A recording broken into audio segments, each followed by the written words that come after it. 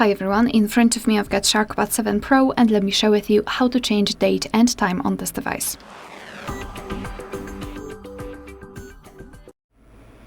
So let's begin with opening the settings, and here in this left section we need to scroll all the way down to find this option System. Tap on it. Then let's go to date and time here. And right now, as you can see, the date, time and the time zone options are inactive. It is because we are using the automatic date, time and the time zone. So first of all, you need to turn off both of those switchers here, and now you can freely tap on date and choose it from the calendar. So just find the date and tap on it, and tap on OK to confirm. The same situation with the time, just choose it from the clock and tap on OK.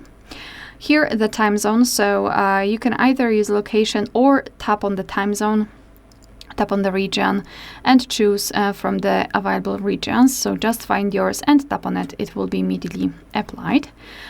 And under it we've got the time format, so you can use local default, which is more or less automatic, and under it you can manually choose. So now we've got the 24-hour format applied, and if you'd like to use 12-hour format, just turn off this option and it will be immediately applied, as you can see.